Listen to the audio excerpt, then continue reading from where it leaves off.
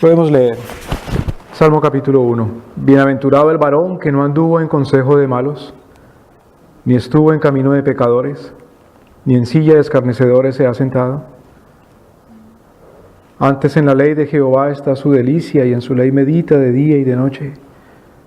Será como árbol plantado junto a corrientes de aguas, que da fruto en su tiempo, y su hoja no cae, y todo lo que hace prosperará.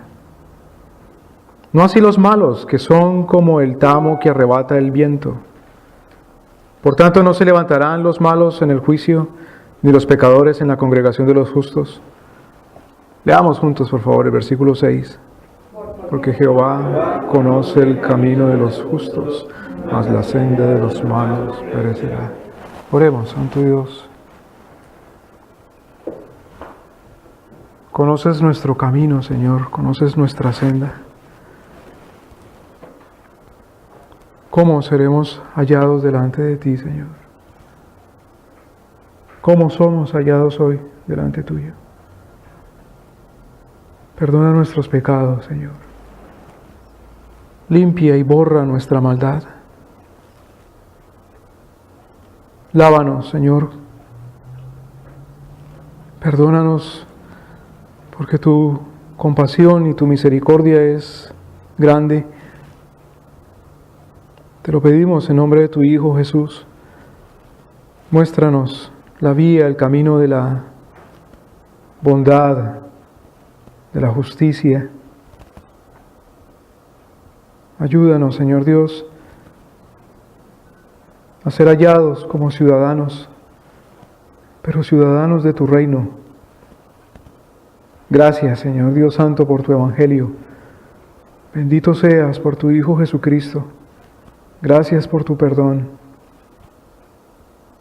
Gracias por tu Santo Espíritu, que nos santifica, que nos limpia. A ti sea la gloria, amado Señor.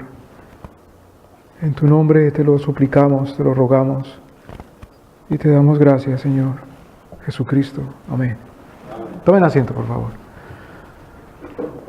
Este es el Salmo 1, claro, es la introducción al libro de los Salmos. Por cierto, el libro de los Salmos es el libro más grueso de los 66 de la Escritura, el más amplio, el más extenso, son 150 capítulos.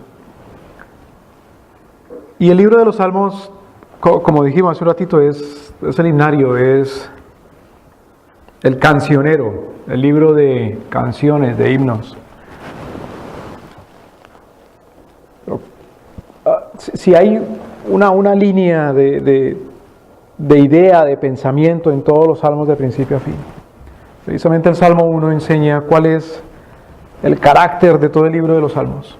El carácter de todo el libro de los salmos es denunciar la maldad, exaltar a Dios nuestro Señor, alabar a Dios Todopoderoso y advertir que la maldad, que los malos no tienen prosperidad, no tienen éxito, y que nuestro Señor Dios Todopoderoso premia al justo por su gracia y por su misericordia, y que Él es el mismo soberano que lo hace.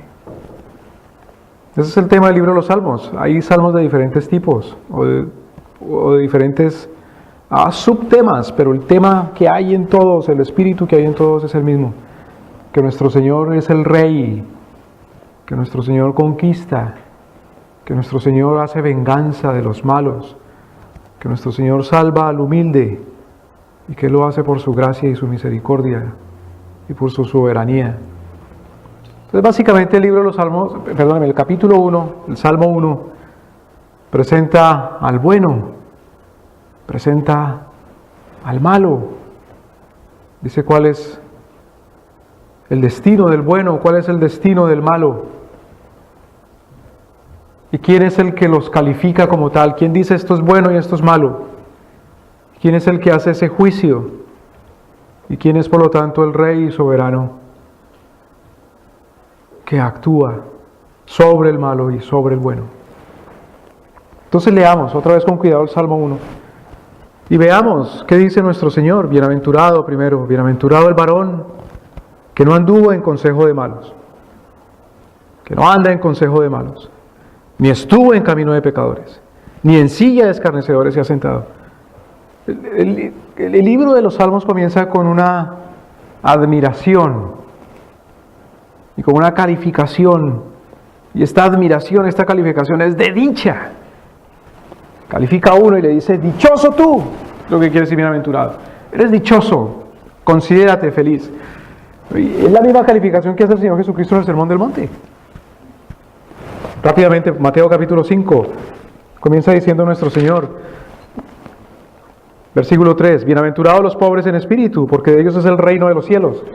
Ese es el tema de los salmos. Que el que es de Cristo nuestro Señor, de ese es el reino de Dios y su justicia. De ese es el reino de los cielos. Entonces dice, bienaventurado el varón que no anduvo en consejo de malos, ni estuvo en camino de pecadores, ni en silla de escarnecedores se ha sentado. Nuestro Señor Jesucristo comienza diciendo, dichoso, bienaventurado, ¿quién? Él o los pobres en espíritu, porque de ellos es el reino. El Señor Jesucristo directamente dice, es dichoso ¿quién? Este por esto. En el libro de los Salmos comienza diciendo, bienaventurado el varón, pero luego hace una descripción de quién es ese varón un poquito más amplia. La descripción que hace nuestro Señor Jesucristo de ese varón, bienaventurado o dichoso, es simplemente que es pobre en espíritu, lo cual quiere decir que es una persona humilde, es una persona que se niega a sí mismo, es un pobre de espíritu, no es un altivo, es una persona mansa. Precisamente luego cuando nuestro Señor Jesucristo dice los humildes, los mansos, los que tienen hambre y sed de justicia, describen a este que es pobre en espíritu. En el Salmo 1 entonces dice, bienaventurado el varón que no anduvo en consejo de malos. La descripción que hace el libro de los Salmos no es distinta a la que hace el Señor Jesús en esencia, porque está hablando de la misma persona, pero sí da ciertas características que no necesariamente se encuentran directamente en el Sermón del Monte. Entonces, ¿qué dice el mismo Señor? Porque tengamos en cuenta esto. El que escribe el libro de los Salmos es el mismo, el que escribe el libro de los Salmos es inspirado por el mismo que está hablando, sentado ante la multitud diciendo el Sermón del Monte. No son dos libros distintos en naturaleza, ni en autoría, ni en propósito. Tanto el libro de Mateo como el libro de los Salmos.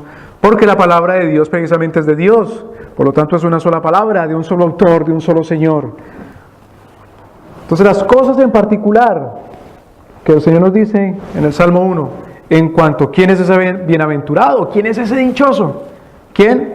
El varón que no anduvo en consejo de malos. Claro, cuando leemos la Escritura, nuestro Señor nos da seriedad y sentido de discernimiento. Cuando dice bienaventurado el varón, no quiere decir que no aplica también para la mujer. ¿Cómo no? Por supuesto. Somos creados todos a la imagen y semejanza de nuestro Señor. En el principio, varón y hembra los creó a imagen y semejanza suya. Entonces, bienaventurado el varón que no anduvo en consejo de malos. ¿Quién es el bienaventurado? Es una persona que no anda con unos. Hay tres cosas aquí. Que no anda con unos, que no está con unos y que no se sienta con unos. Que no está, que no anda y que no se sienta con cierto tipo de personas. Hay una cosa interesante en España. La cultura española es muy rica en dichos. También les llaman refranes, máximas, como dichos de sabiduría. Y hay una razón en particular. La cultura española por mucho tiempo, la nación española fue muy influenciada por los judíos que desde los tiempos, incluso sabemos que desde los tiempos de Jonás tomó un barco para huir a Tarsis, es decir, a España. Desde aquel tiempo los judíos hacían presencia en España y esa manera de hablar de la sabiduría hebrea o de la sabiduría bíblica a través de dichos se hizo muy enraizada, muy común en toda la nación española. O sea, en el refranero español hay algo así que dice como, dime con quién andas y te diré quién eres. Es el mismo espíritu que dice aquí el Salmo 1. Bienaventurado el varón que no anduvo en consejo de malos, ni estuvo en camino de pecadores, ni en silla de escarnecedores se ha sentado. ¿Por qué esa riqueza descriptiva? No puede decir simplemente bienaventurado que no se junta con los malos y ya. Porque estas cosas dicen en particular, ¿en qué consiste andar con los malos o cuál es la influencia? En la Escritura, andar o caminar es vivir. El camino es la forma de vida. Isaías, por ejemplo, dice: hay un camino que todo aquel que caminar en él, por muy torpe que sea, no tropezará. El Señor Jesús dice: yo soy el camino, la verdad y la vida. Cuando andábamos, es decir, caminábamos en nuestros delitos y pecados, el Señor nos dio vida juntamente con Cristo. Por gracia somos salvos. El andar, el caminar quiere decir vivir. Andar y caminar en este sentido no es solamente andar por un camino, van caminando los dos, sino que anda en lo mismo. Dice: dichoso el que no anda con los malos, pero ahora en particular, ¿anda en qué con los malos? En el mismo consejo. Bienaventurado, el dichoso, el que no es enseñado juntamente con los malos la maldad de los malos y las formas malas de los malos. Es dichoso. El hombre es creado por nuestro Señor para conocer, para entender, para aprender. Y esa actividad de conocer, aprender, entender, hace parte precisamente de los mandamientos de Dios nuestro Señor. Es mejor prestar atención, estar atento que los sacrificios. Por ejemplo, le dice el juez y profeta y sacerdote Samuel a Saúl: ¿por qué no prestaste atención? Es mejor el prestar atención y la obediencia que los sacrificios. Estad atentos y oíd que yo soy Jehová, dice el Señor a través de los profetas. El que tiene oído para oír, que oiga, dice el Señor Jesucristo. Estad atentos. Una cultura de verdad cristiana, o gente de verdad, en una cultura, en una civilización cristiana, son personas que se acostumbran a estar atentos. Cuando la cultura decae, en declive, entonces la gente no oye uno, y si oye está pensando otra cosa, y cuando ya oye que la persona termina de hablar, dice: sí, ¿verdad? ¿No es cierto? Y pierde el sentido de atención. Y los niños no atienden. Y dice que están enfermos, en lugar de que eso es una mala costumbre, no atender. Algo por corregir, algo por reprender, algo por educar. Bienaventurado el varón quien no anduvo en consejo de malos, sino que estuvo en camino de pecadores. Qué interesante, porque es que la forma de vivir de uno comienza ¿cómo? Con lo que piensa, con lo que aprende. Mire cómo dice: primero andar en consejo y luego caminar. Primero anda en consejo, es decir, prestando atención, es decir, estudiando, es decir, aprendiendo. Otra vez se pregunta uno: ¿con quién está uno estudiando? ¿Con quién está uno aprendiendo? ¿Con quién está entendiendo? ¿De quién está oyendo? ¿De quién oyes? ¿Con quién envías tus hijos para que oigan, para que entiendan? ¿Con los hijos del diablo? Anduvo en consejo de malos, ni estuvo en camino de pecadores, ni en silla de escarnecedores se ha sentado. Porque después de después de estudiar, después de aprender y de vivir, entonces se sienta ahora sí a administrar, a reinar, a gobernar, a mandar, a tomar dominio de las cosas, a juzgar. Fíjense que aquí silla de escarnecedores, la silla en la Sagrada Escritura sirve o para sentarse a descansar o para sentarse a juzgar. Cuando nuestro Señor Jesucristo se ha sentado a la diestra de la majestad, se ha sentado aquí a descansar. Bueno, si bien hay un descanso de nuestro Señor, y es el descanso de su obra propiciatoria, es decir, el descanso de la obra que llevó a cabo en la cruz, el Señor Jesucristo ahora se ha sentado no propiamente a descansar, sino que se ha sentado ¿a qué? Si se ha sentado sobre un trono. Nuestro Señor Jesucristo le dice a los fariseos: mi Padre hasta el día de hoy trabaja y yo también trabajo. Dice: no, pero ¿cómo? Si la Escritura dice, por ejemplo, el libro de Isaías, que vio al Señor sentado sobre su trono, y entonces ¿en qué trabaja el Señor? ¿Cuál es tu trabajo, Señor? No, uno oye que está sentado. ¿Qué hace el Señor sentado? Juzgar, calificar, hablar, decir. Y con el poder de su palabra, de su boca, se hace. Con el poder de sus labios, se juzga. Y obedece el universo entero. Y no hay absolutamente cosa creada que no sea ni se mueva. Como dice el apóstol Pablo, también citando a un poeta griego, en él somos, vivimos, existimos, nos movemos, vivimos. Por el poder de su palabra, de su boca, de sus labios. La boca es para juicio. Claro, por supuesto, con la sin hueso, como dicen. ¿Cuál es la sin hueso? La lengua. Se peca mucho. Como dice Santiago, se bendice o se maldice. Pero precisamente, ¿qué es lo que hacen los malos con su lengua? ¿Qué es lo que hacen en la silla? ¿A qué se sientan? Dice ahí, a burlarse, a escarnecer. ¿A burlarse de qué? De Dios, de nuestro Señor. Hay una noticia para los malvados que se burlan de Dios. ¿Cuándo puede decir uno que se burla de Dios? Cuando se burla ¿de qué? De su palabra. Cuando la menosprecia. Hay una noticia para los malvados y es que Dios se burla de los que se burlan. De los que se burlan, el Señor se mofa. De los que se burlan, el Señor se ríe. Miren Proverbios capítulo 2. Ahí nomasito, unas líneas abajo, unos renglones. Versículo 3 y 4. ¿Qué dicen los malos? Los malvados. Los pecadores. No, Salmo 2.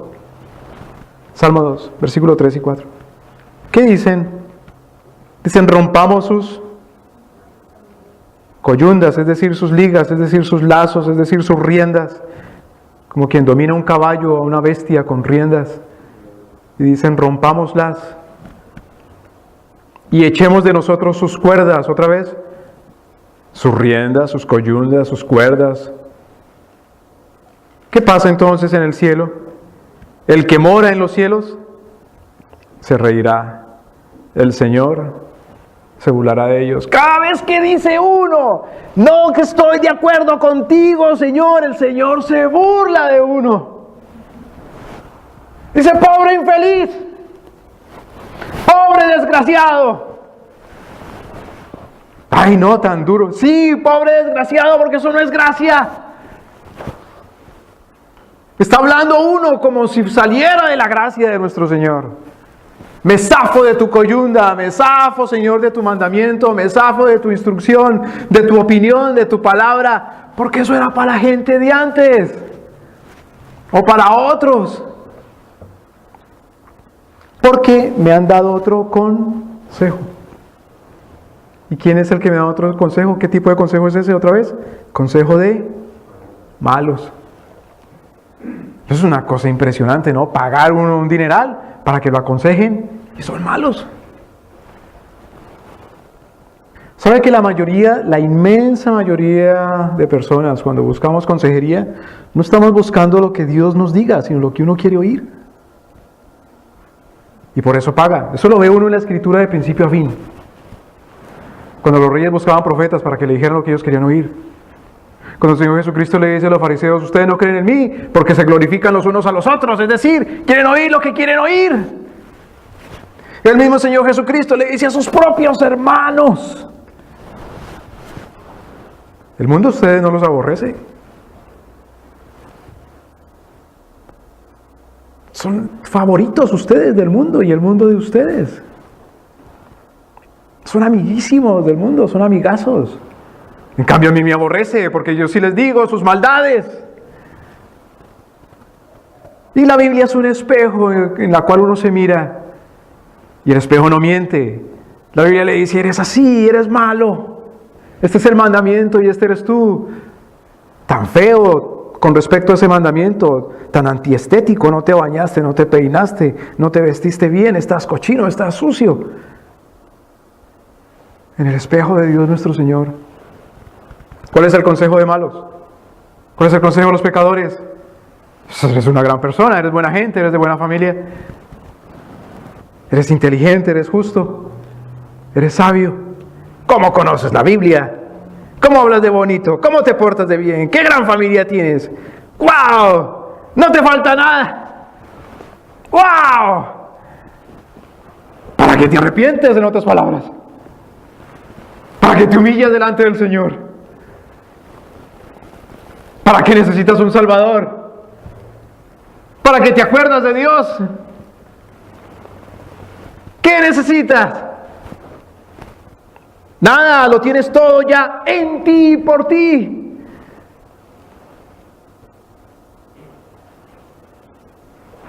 La bienaventuranza de nuestro Señor Jesucristo, la dicha de nuestro Señor Jesucristo es para el que es pobre en espíritu, para el que llora, para el que es manso, para el que tiene hambre, para el hambriento, para el sediento, para el misericordioso,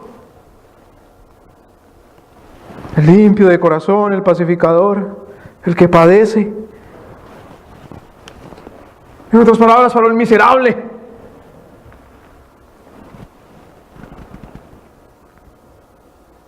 El malo es un orgulloso, es un arrogante, es uno que se burla. Es uno con un pecho amplio, grandote y la cabeza erguida delante de Dios. Es uno que sabe todo.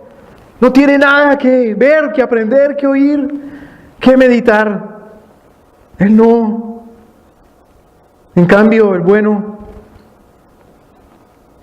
el bienaventurado, versículo 2. Antes, en la ley de Jehová está su delicia. Esto sí es una cosa impresionante.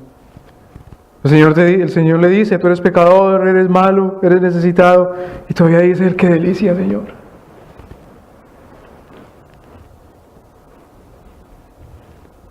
El malo, le dicen, eres un pecador, eres un miserable, y dice, no, qué inmundicia, ¿cómo me va a decir esas cosas? Mándeme otro consejero, deme el número de teléfono de otro, no hay otro sitio, otra página en internet por ahí. No habrá otra escuela, no habrá otra universidad, no habrá otra iglesia, no habrá otro colegio que exalte al hombre, que me exalte a mí, o sea que sea bien que humanista, que nos diga qué cosa, que somos buenos. Lo que pasa es que nacimos en una familia mala y por eso nos volvimos malos. Que nacimos en un país malo y por eso nos volvimos malos. Que la sociedad nos corrompe. Que fue que no nos enseñaron, que fue que no nos dijeron. Fue que un día tuve que comer solo tortilla y chile, pero no había más durante muchos años y por eso me volví malo. Pero yo no, culpa mía. Nunca en mí. ¿Cuándo? En mi pensamiento, en mi naturaleza. Nada.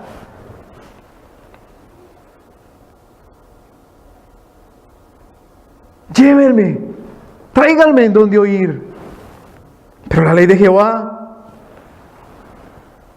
que me responsabiliza a mí de principio a fin, que me humilla delante de Dios. ¿Qué cosa? Para el que es de Dios, eso es una delicia. Su ley, su palabra, su mandamiento. No, yo solo quiero oír de la gracia, no de la ley.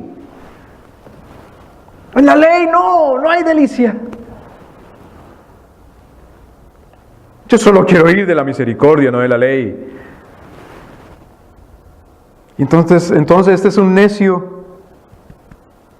Este es un cretino que cree que la gracia de nuestro Señor no incluye su justicia. Porque como los humanistas enseñan una cosa, en Dios todo está dividido, separado, apartado. La justicia es sola y exclusivamente que el Señor castiga. Y la gracia de nuestro Señor o la bondad de nuestro Señor es exclusivamente que Él perdona. Pero entonces cuando Él condena, Él no es bueno, no es justo, no es bueno, no es misericordioso, deja de serlo. Y entonces cuando Él salva, dejaría de ser justo también. Cuando Él da gracia, deja de ser justo. Cuando en Dios todo es perfecto y total, absoluto. También en la ley hay una delicia, porque la ley fue dada también por misericordia. Porque la ley se cumple en el amor. La suma de la ley es el amor a Dios y al semejante. Hay delicia en toda palabra del Señor. Hay exquisitez. Hay sabor. No puede ser de otra forma. Miremos rápidamente el Salmo 119. Salmo 119. Si no encontramos el Salmo 119, estamos en los Salmos. Salmo 119. Salmo 119. Versículo 103. Ya casi de los últimos versículos del Salmo 119. Salmo 119. Versículo 103. Dice,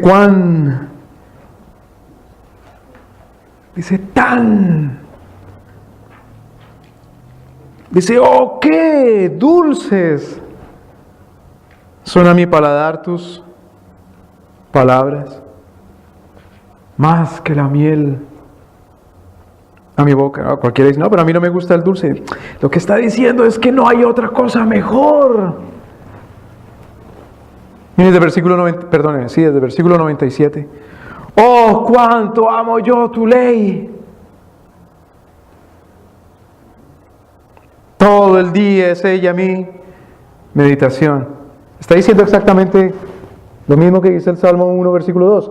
En la ley de Jehová está su delicia y en su ley medita de día y de noche. Todo el día. ¿Qué quiere decir? ¿Todo el día está leyendo la Biblia? Bueno, todo el día está meditando en la Biblia.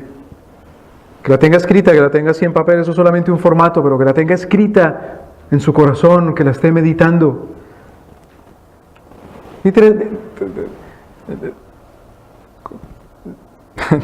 Dice Charles Spurgeon que decía Martín Lutero que el comentario de San Agustín en cuanto a meditar era que echarla. Porque en el original lo que quiere decir es algo así como musita.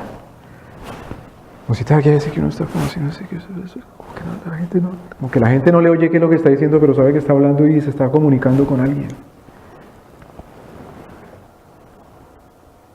El malos, en cambio, todo el día piensa que, pues maldad.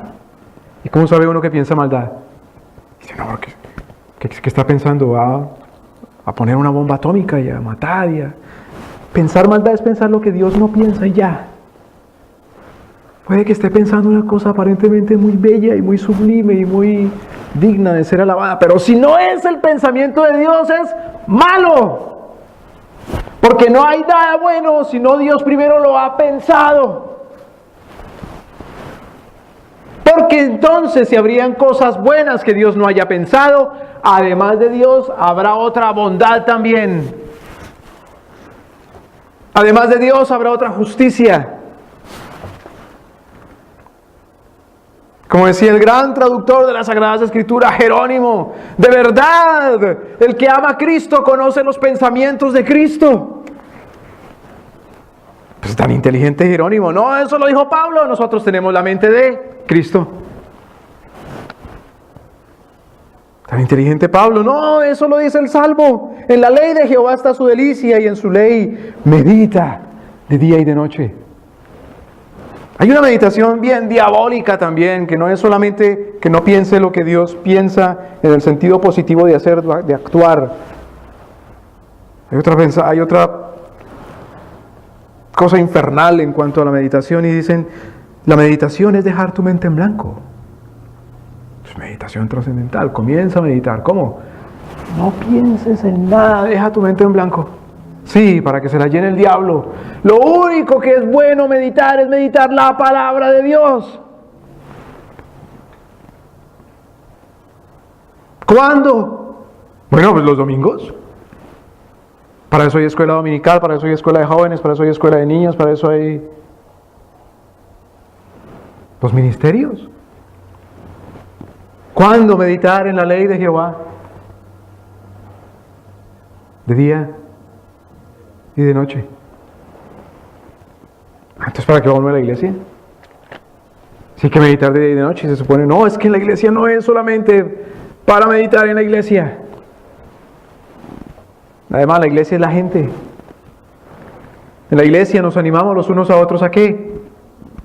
A esto, a meditar en la ley de Jehová y a ponerla por obra, es decir, al amor y a las buenas obras. Porque no hay amor si no es meditando los pensamientos amorosos. Porque otra vez, ¿qué es amar en la sumatoria de la ley? ¿Qué es la ley? La sumatoria de la ley, el amor. Y entonces, ¿cómo voy a amar si no conozco cuál es la ley? Dice, ¿cuál es el primer mandamiento de la ley de Dios? El primer mandamiento de la ley de Dios es que una nación indivisible, regida por sentimientos de paz y de justicia para todos. ¿Cómo es el primer mandamiento? Claro, por supuesto, porque no podemos amar de otra manera si no meditamos en sus mandamientos. Es decir, que la persona que no conoce los mandamientos de Dios es una persona que odiosa. ¿Ante los ojos de quién? De Dios nuestro Señor. Porque ahí dice, es un malo, es un pecador y es un escarnecedor. ¿Me doy a entender?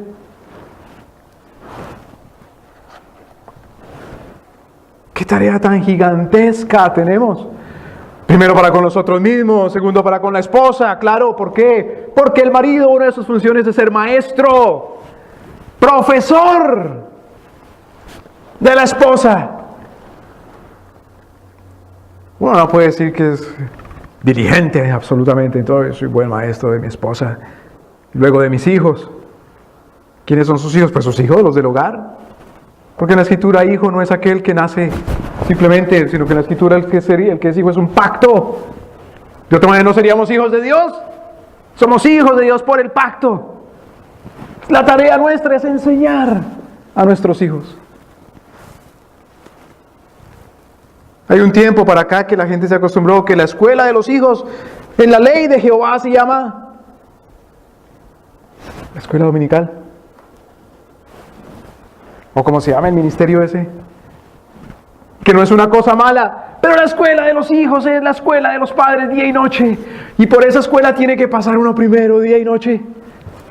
Meditando, musitando la ley de Dios. Y musitar quiere decir eso, como decía Agustín, charlando, conversando con nuestro Señor. Es decir, orando. ¿Qué es la oración verdaderamente? Es hablar con Dios en los términos de Dios. Si yo oro, yo sí, así, pero digo lo que se me le da la gana a Dios. ¿Qué dice otra vez Santiago? Por eso no tengo nada, ni soy nada, porque solamente pido según mis propias pasiones. ¿Qué dice Juan?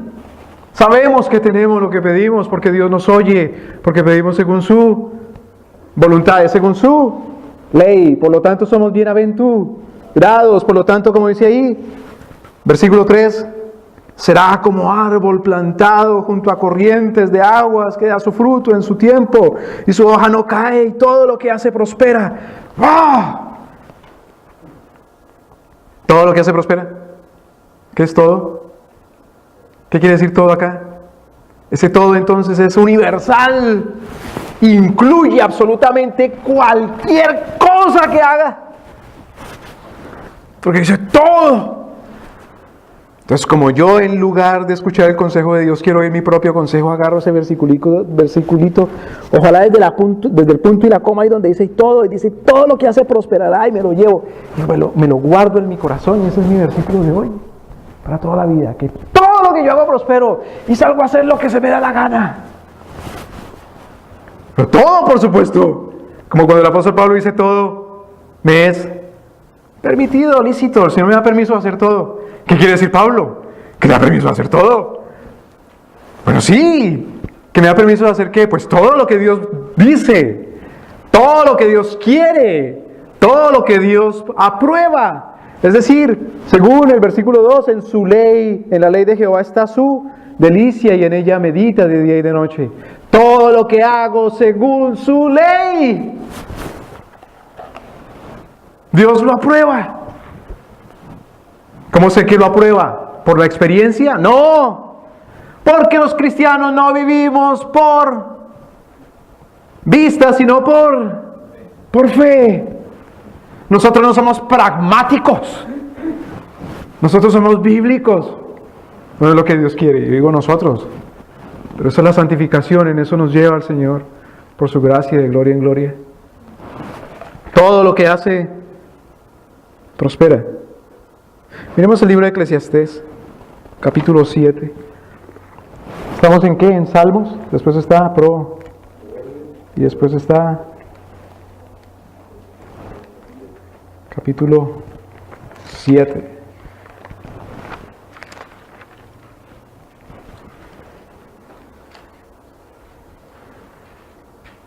Versículo 11.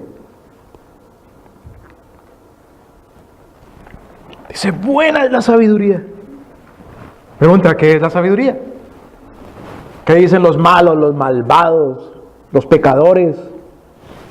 Los malvados, los pecadores, aún desde el púlpito dicen, bueno, perdóneme, es una maldad decirlo, que la sabiduría es saber aplicar lo que uno aprende. Ah, bueno, entonces si yo aprendo lo malo, soy muy sabio porque lo sé aplicar muy bien. Porque otra vez Dios es el único diccionario de nuestro Señor. ¿Qué es sabiduría? Sabiduría es el temor a Jehová. Entonces dice, la sabiduría es buena. Buena es la sabiduría con herencia. No, pues, como dice, no, se ganó la lotería. Porque aparte de tener temor a Dios, también es rico, tiene una herencia. Oh, qué cosa tan buena. Claro que sí. Buena es la sabiduría con herencia, y más a los que ven el sol. ¿Cómo así a los que ven el sol? Es una figura de la literatura poética, quiere decir a los que tienen vida. Los que ven el sol son, Dios les da gracia. Versículo 12, porque escudo es la sabiduría, y escudo es el dinero. Pero ¿cómo, hermano? Yo pensaba que el dinero era malo. Como dicen uno, yo pensaba que el dinero es el estiércol del diablo. No, el estiércol del diablo es la maldad, el pecado. Es decir, llamar las cosas como Dios no las llama, juzgar como Dios no juzga. Buena la sabiduría con herencia. Versículo 12, porque escudo es la sabiduría, escudo es el dinero. Pero la excelencia del conocimiento es que la sabiduría da vida a los que la poseen. El dinero no da vida. Lo que da vida es la sabiduría, es el temor a Dios, es meditar en su ley. ¿Me explico? Entonces, que le va bien en todo lo que hace, es según Dios nuestro Señor y su sabiduría. Hay un pastor inglés que decía que es como en aritmética, cuando predicaba de la bondad y de que todo lo que hace prospera. Dice, miren, el dinero, la salud y las cosas que por la gracia nuestro Señor nos da para disfrutar en esta vida, como la gente, la familia, son como los ceros en aritmética. Si están a la derecha del 1, son valiosos. Si están a la izquierda del 1, póngale 1000 ceros a la izquierda del 1 y no vale nada. Nada, no prospera. Es próspero en el sentido que tenga la gracia de Cristo. Es próspero en el sentido, como dice ahí Eclesiastés, buena es la sabiduría con herencia, sí. Pero la excelencia, versículo 12 del conocimiento, es que la sabiduría es la que da vida a los que la poseen. Como aprendíamos hace 8 días, el que da vida es Cristo nuestro Señor. Las palabras que yo les hablo son vida. Mi cuerpo es verdadera comida, mi sangre es verdadera bebida. La obra de Cristo, su ser y su palabra y su voluntad es la vida. Con Cristo. Cristo es la primera herencia y con Él somos coherederos. Cristo es la riqueza. Él ha venido para que tengamos vida y vida en abundancia. Y con Cristo entonces todo lo que por su gracia nos da ahora sí es bueno, como dice Salomón. Es la sabiduría la que da vida a los que la poseen. Todo lo que hace prosperará. Bueno, ¿y qué con los malos entonces? No, con los malos no. No, sí, olvídese. Por eso, ahí estamos en el Salmo. Vamos a Salmo capítulo 37 rápidamente. Salmo 37.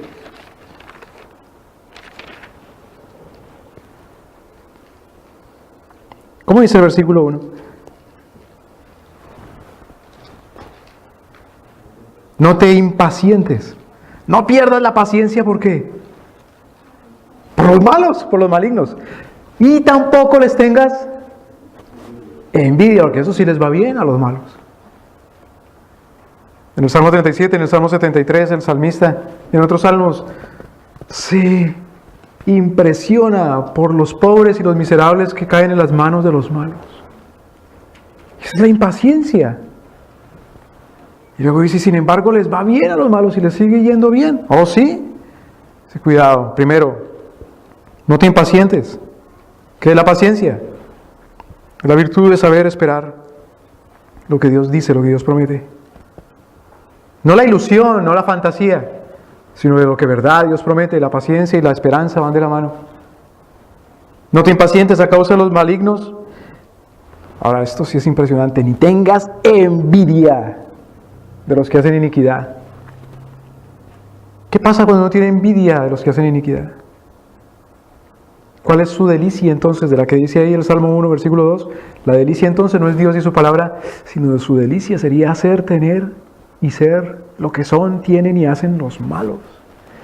Y entonces yo los miro y paso saliva. Si yo también hiciera y tuviera y pudiera, como este maloso. ¿Por qué no? ¿Por qué no le tenga envidia? ¿No lo ve como vive de bueno? ¿No ve todo lo que hace y no le pasa nada? Versículo 2, porque como el pasto serán prontos cortados y como la hierba verde se secarán. Espera en Jehová y haz el bien, y vivirás en la tierra y en verdad serás alimentado. Versículo 4, lo mismo que decía el Salmo, versículo 2 y el Salmo 139, deleítate a sí mismo en Jehová y Él te concederá las peticiones de tu corazón.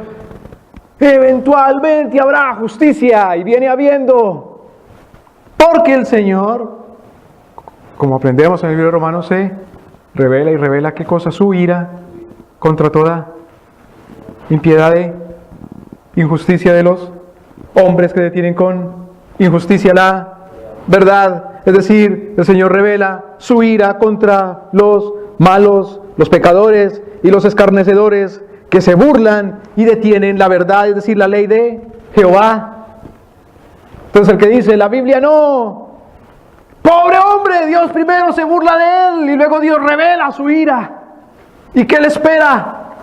Porque dice la verdad no. ¿Y cuál es la verdad? Dice el Salmo 139 también, la palabra, la suma de tus palabras son la verdad. Por lo tanto no prospera.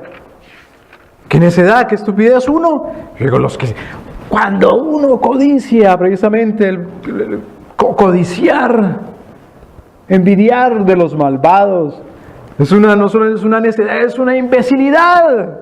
Es una estupidez, es como le tengo envidia al que está sentado en la silla eléctrica porque tiene los ojos del color que yo nunca tuve. Le tengo envidia a ese que está allá con la soga ya al cuello a punto de que le den la palmada al caballo sobre el cual él está, porque ese cómo comió de bien esta mañana. Es que tontería, qué bobada tener envidia de los malvados, envidia de los hijos del diablo, envidia de los condenados.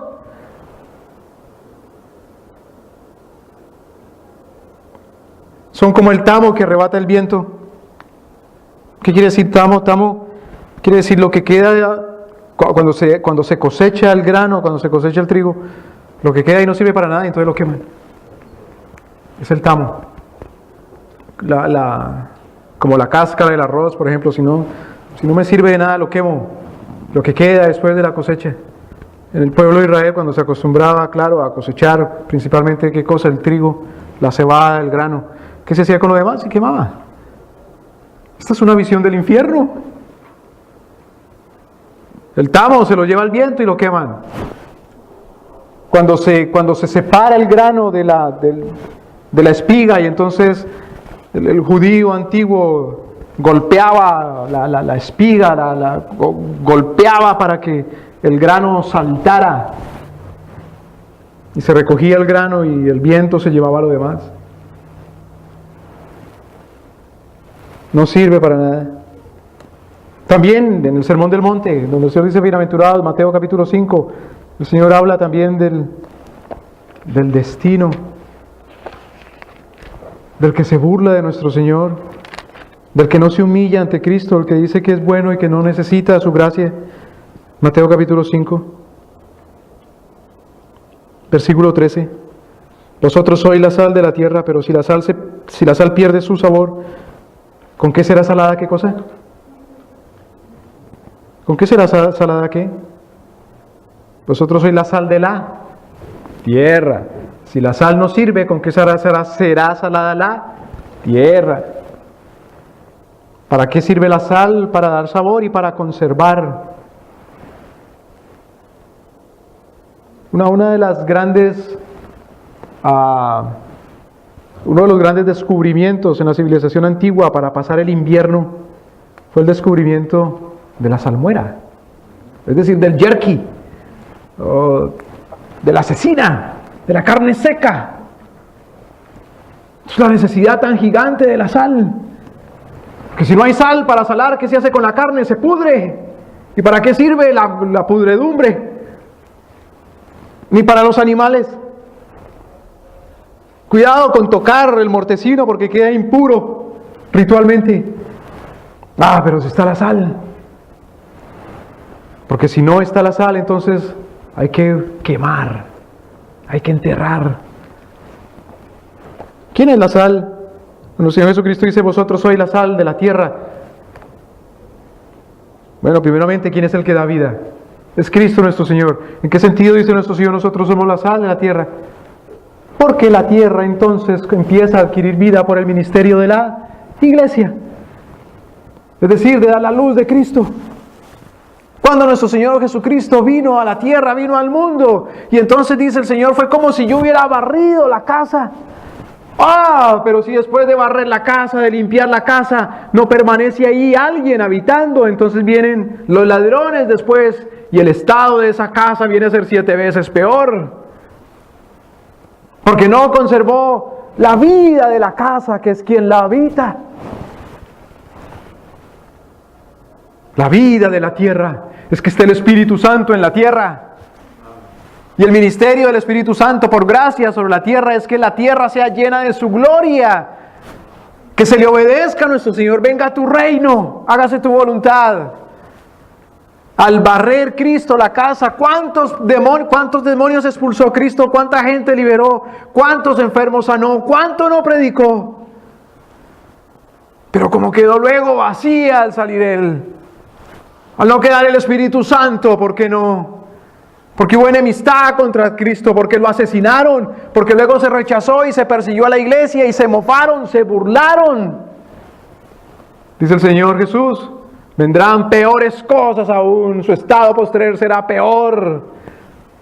El castigo de nuestro Señor sobre la tierra, el juicio de Dios sobre la tierra.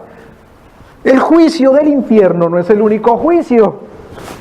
El juicio de nuestro Señor es en cada momento que nuestro Señor juzga la desobediencia y mofarse de Él. No solamente en las personas, sino en las naciones, en las familias.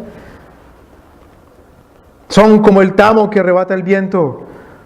Ustedes, mujeres, y sus hijos sufrirán, como les dijo el Señor Jesús. Versículo 5, por tanto no se levantarán los malos en el juicio, ni los pecadores en la congregación de los justos. ¿Qué quiere decir eso, no se levantarán en el juicio? ¿Acaso uno ve que al reo o a la persona, al sospechoso que juzgan está ahí parado? No levantarse en el juicio quiere decir no salir bien librado del juicio. ¿Qué hacía aquel que sabía que era condenado? ¿Qué hacía delante del juez? Acordémonos en la parábola de nuestro Señor Jesucristo, Mateo capítulo 18, dice que un hombre debía mucho, 10,000 talentos. Un talento era algo así como 35 kilos de oro. Y debía 355,000 kilos de oro. Una fortuna impagable. Y postrado le decía, Señor, dame un tiempito, dame un plazo y yo te lo pagaré todo. Ah, sí, ¿cómo no? Postrado, ¿cuándo terminaremos de pagarle a Dios nuestro Señor por nuestra infidelidad y nuestros pecados? Una eternidad en el infierno, si es que queremos de verdad pagar el precio. Porque se levanta en el juicio el que sale bien librado. El Señor Jesucristo dice, el que me confiesa delante de los hombres, yo le confesaré delante de mi Padre. El que confiesa a Cristo, el que es confesaré a Cristo. Hermano, pase aquí y diga, creo en Cristo, ya, ¡pum! Se va a salvar. Será. Confesar a Cristo es lo contrario a lo que dice el Salmo 1, versículo 1. No andar en consejo de malos, sino en el consejo del Señor. No andar en camino de pecadores, sino en el camino de Dios. No sentarse en silla de escarnecedores, sino sentarse en el trono de Dios. No en el trono de Dios como Satanás, sino sentado a la diestra de Él también. Es decir, escondido estoy juntamente con Cristo, sentado con Él. Escondido, pero gobernando, juzgando con su palabra. Esa es la salvación por obras, hermanos, de ninguna manera. Esa es la salvación en la cual nuestro Señor nos salva y nos santifica, porque somos justificados por humillación de nuestras almas, pero por exaltación suya, por confesión de lo miserables que somos, pero por confesión de lo grande que es Él. Por fe en lo gran Salvador que es Él y lo gran pecadores que somos nosotros.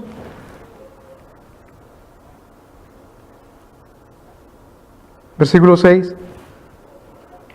Porque Jehová conoce el camino de los justos, mas la senda de los malos perecerá.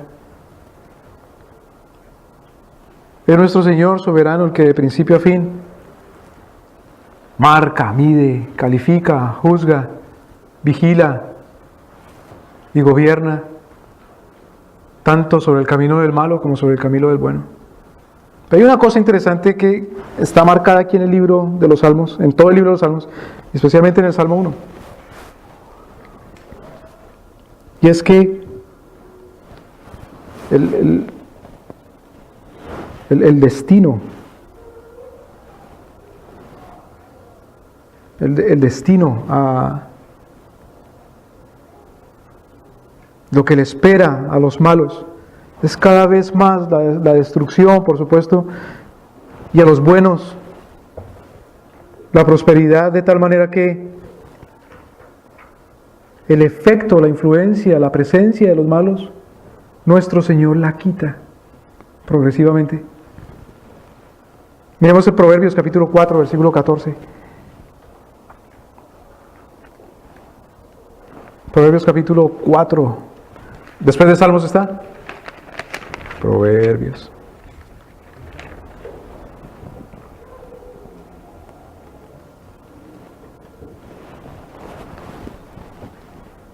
Versículo 14 dice, no entres en la senda de los impíos, ni vayas por el camino de los... Yo digo, Señor, no me vengo por el 80. ¿Qué sabe uno otra vez? ¿Qué quiere decir el camino en la Escritura? Es vivir como... en su forma de vida, en su forma de ser, en su forma de pensar, en su forma de actuar, en su forma de juzgar, en su forma de aprender. Versículo 15. Déjala, no pases por ella, apártate de ella, sigue adelante. Como dice el libro de Apocalipsis, apártate de ella, pueblo mío, salid, huid de ella. No sea que caigas tú también junto con sus delitos, con sus maldades. Y está hablando de una prostituta. Y esa prostituta es una comunidad precisamente infiel a Cristo. Que eso es lo que quiere decir en la Escritura la prostituta. Es la comunidad infiel a Cristo, la esposa de Cristo que le ha traicionado. Aléjate. Versículo 16. Porque no duermen ellos si no has hecho el mal. ¿Qué dice Salmo capítulo 1, versículo 1? En la ley de Jehová está su delicia, ¿cuándo? De día y de noche. El versículo Proverbios capítulo 4 dice, no duermen los malos si no hicieron el mal. ¿Por qué no duermen o no hicieron el mal? Entonces, ¿qué está pensando? A ver cómo lo hace al otro día. No fue Bueno, dice aquí no hicieron el mal, como si ya no lo hubiera hecho. No le fue suficiente el mal que hizo. A veces se encuentra uno pensando, dice, Señor, pero ¿qué estoy pensando? ¿Qué cosas tan malvadas? Está bien, no puedo dormir, pero entonces dedicar mi insomnio a la maldad. Versículo 17, porque comen pan de maldad y beben vino de violencia. Versículo 18, pero la senda del justo, otra vez, el camino del justo es la forma de vida del justo. ¿Quién es la senda? ¿Quién es nuestra forma de vida? Jesús. Yo soy el camino. La senda del justo es como la luz de la aurora. Ahora, pregunta, ¿cómo es la luz de la aurora? No es una señora que se llama Aurora y cómo tiene la luz en su casa. ¿Cómo la aurora es cuando sale el sol? El sunrise, cuando el sol comienza a brillar poquito, a aparecer y va subiendo. ¿Cómo es la luz de la aurora? Dice, cada vez se oscurece más. Es progresiva. La senda de los justos es como la luz de la aurora que va en... ¿Hasta cuándo? Hasta que el día es perfecto en la plenitud de la luz. Por eso es la escritura que nuestro Señor no descansará, no le dará paz a su mano hasta que no haya completado su obra. Por eso el apóstol Pablo que el que comenzó la buena obra es fiel en terminarla. Y el Señor no empezó la buena obra solamente en cada ser humano, sino que la buena obra la empezó en el universo, en el mundo. Vino a ¿qué? A deshacer las obras del Satanás, del maligno, a quitar, a borrar el pecado. Y el Señor no descansará hasta que la tierra, como promete Él a través de los profetas, esté llena de su gloria.